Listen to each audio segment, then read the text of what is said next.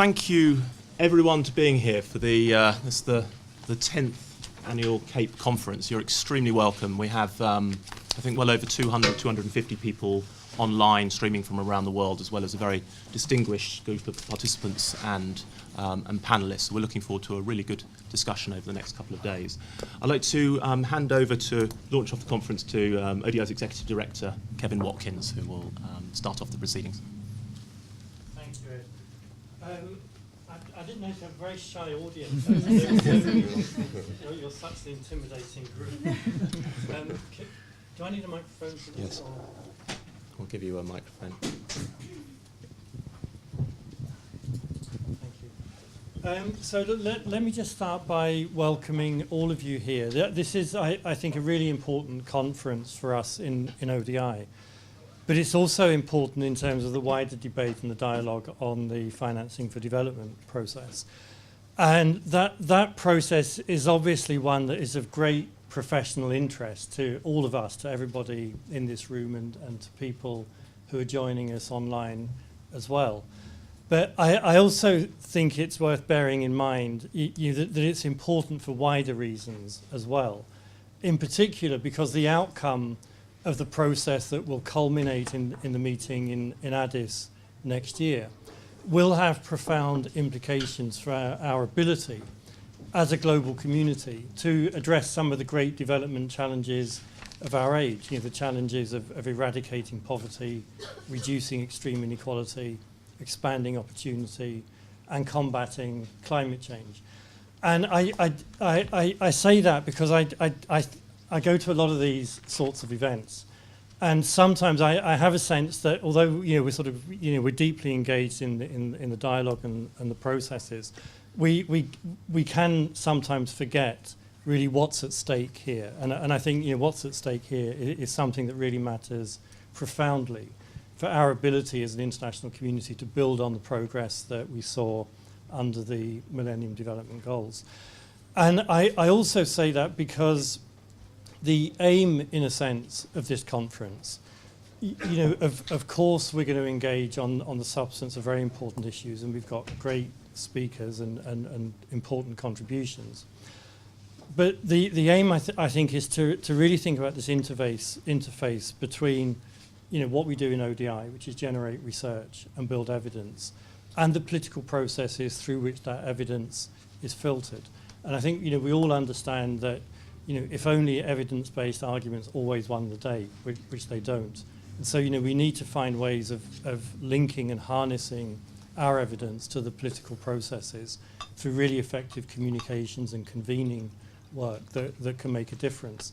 And for us, this is part of a much wider engagement. So, one of the things that we're doing in ODI is convening next March an event a little bit like this one on development financing in Accra. We're going to be doing one of our major flagship publications for next year is going to look at the future of international public finance in a way that's intended to try to inform and influence and drive the debate in Accra. So I really just wanted to start the ball rolling. I mean, maybe just by paraphrasing a well-known 19th century economist, that the aim of this conference isn't just to understand the world of development financing, it's to change it. And I think that's what we're all engaged in here. The agenda for this meeting, I think, really reflects that ambition, and it takes us through some of the strategic issues that are on the table. In the first session, which Ed is chairing, we have a great panel who are very directly engaged in the process, in the political processes and the dialogue that will lead up to Addis, so that that'll set the ball rolling. We then move on to the Millennium Development Goals, and we're fantastically privileged that we have Mark Malloch-Brown. I'm not sure if Mark is here at the moment, maybe not yet.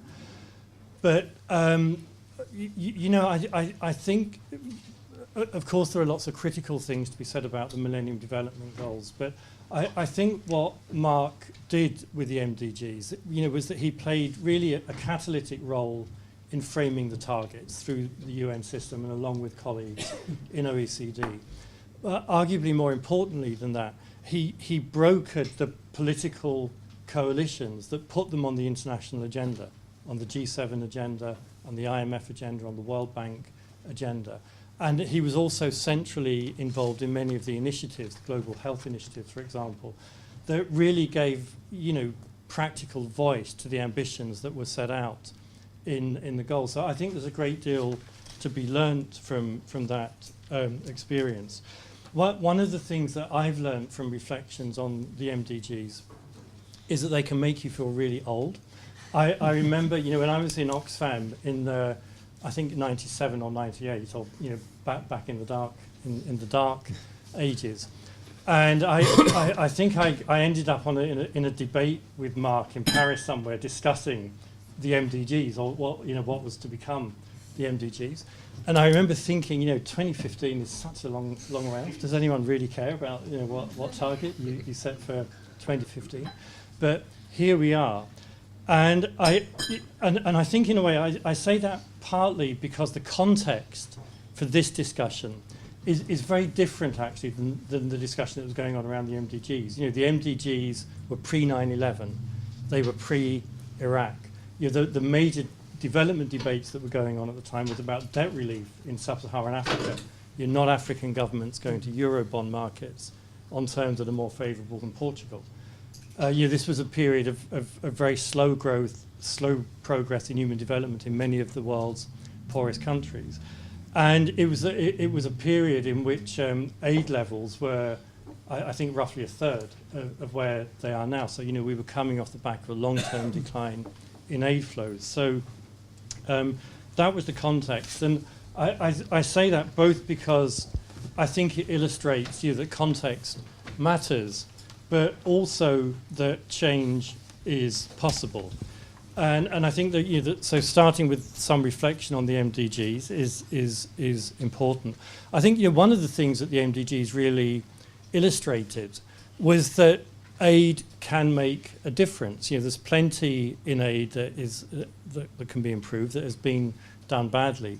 But some of the major development gains that we've seen wouldn't have happened without the expansion in aid and improvements in the efficiency and the effectiveness of aid. And I think at a time, when aid is under attack from many sources, really making the intellectual case and winning the intellectual and political argument for aid is an important part of the process. We also have to recognise, I think, some of the important development challenges that come out of the MDG experience that have to frame how we think about development finance looking forward. Firstly, and to state the obvious, that we have seen extraordinary progress, but that progress has been quite uneven across countries, and it's been very uneven across sectors. Far more progress in areas like water, for example, than in sanitation. And also that behind the headline numbers on national progress across many of the MDG indicators, we've seen increases in inequalities in child survival, in education, in maternal health, in access to basic services and immunisation. And I think those growing disparities are increasingly recognised as a potential brake on future progress, and they clearly have to be, I think, right at the centre of how we think about the development finance challenge looking ahead. I think as we look towards 2030, which is the context for the current discussion, there are obviously huge opportunities. The opportunities created by higher growth, the opportunities created by new technologies and the potential for spreading technologies across borders, the opportunities created by this era of low interest rates, high levels of savings, and large investment gaps in infrastructure in many of the poorest countries. In other words, the opportunity to link global savings to infrastructure financing in poor countries. These are all big opportunities. On the other side of the equation, there are the headwinds, which are very real. If you just think of the goal of eradicating extreme poverty, if you look at that in an arithmetic sense, it's not a particularly ambitious goal.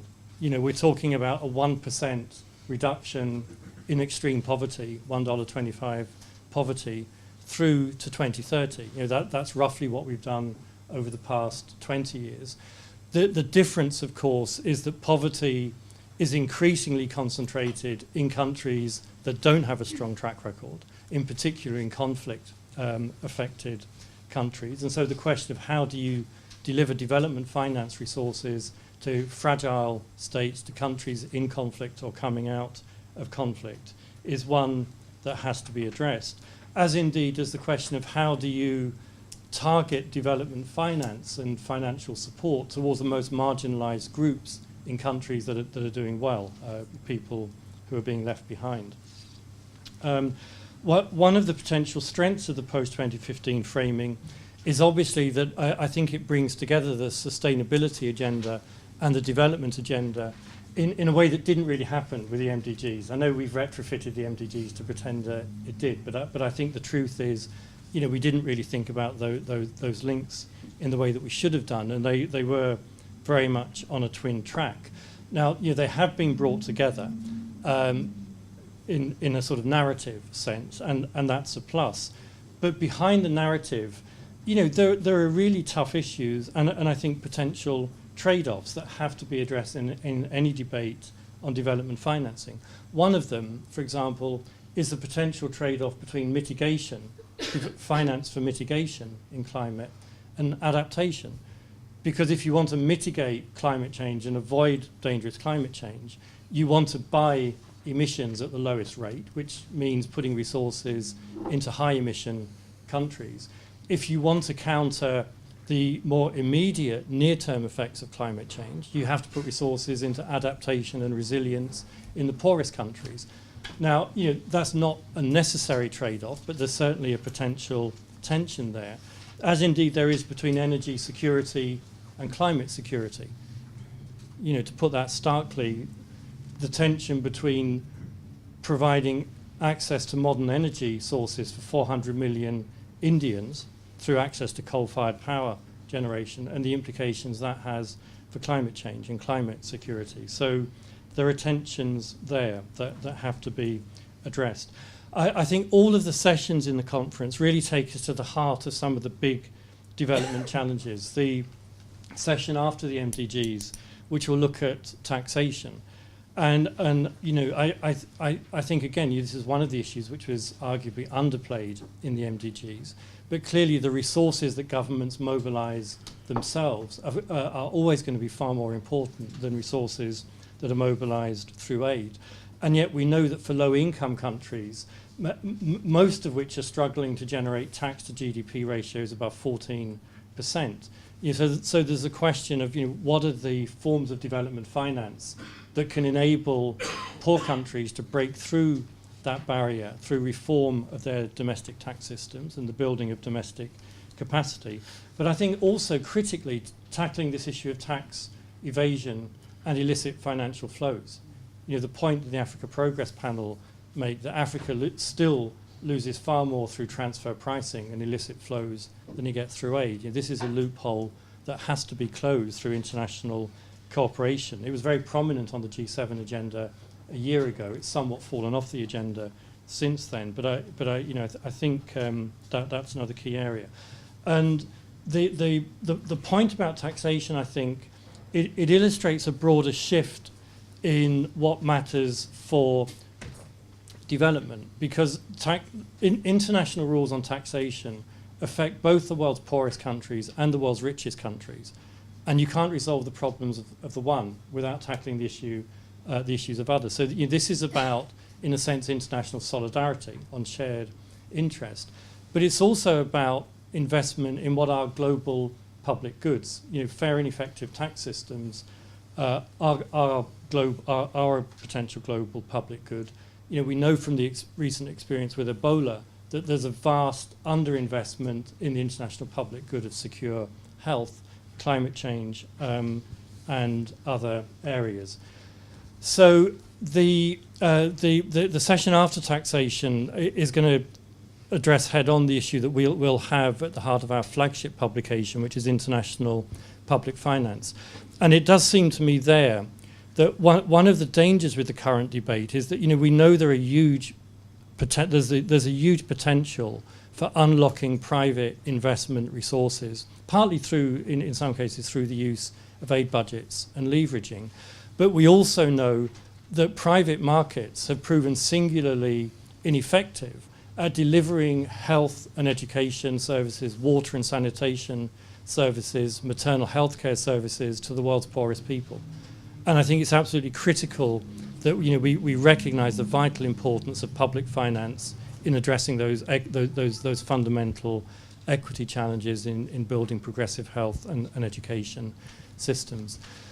So, Ed, I'll hand over to you here and just wish all of you well. I think it's going to be a fantastic 2 days of discussion, and I really look forward to the various panels. Thanks, Ed.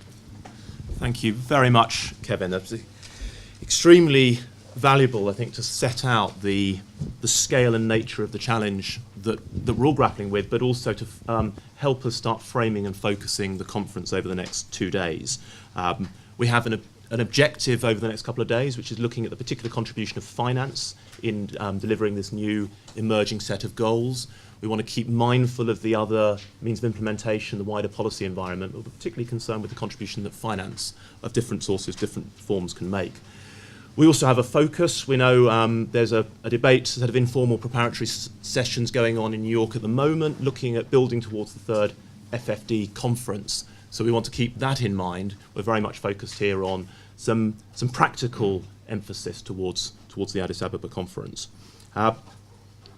Kevin mentioned the emphasis on evidence. I think that's something we really want to bring to bear when we're making contributions throughout the next couple of days. Where's the evidence for what we're saying, for what we're arguing? Is it passing the test that we expect of it?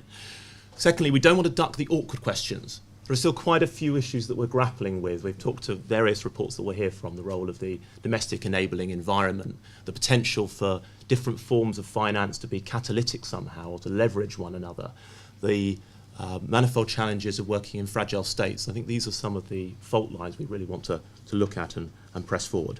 And I and the other chairs will push the panellists and push all of you to try and be quite concrete, quite specific in what we're proposing and how we move forward. I would urge you to read the framing paper. It's been an effort by a collection of colleagues from the Aid and Public Expenditure team here to try and set out the questions we want to grapple with, the policy issues, and there are some good framing questions which will help you collect your thoughts, I hope. Let me now turn to our opening panel, who are going to help me set the scene for the next couple of days. And we were talking earlier about the fact that the opening panel, on the one hand, has the great responsibility of helping set the direction. On the other hand, has the luxury of not having to answer the questions, they get to pose them.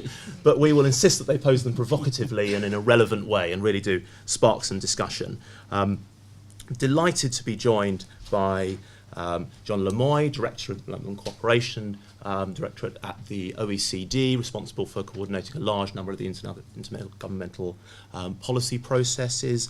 Kapil Kapoor, Director of Strategy at the African Development Bank, thinking very much from an African perspective across the whole range of flows and financial sources and objectives.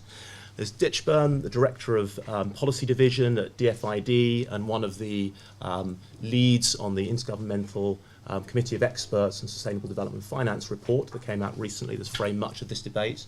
And Jesse Griffith, the Director of Eurodad and a long-time writer and commentator on development finance issues, including the sort of public and private sources.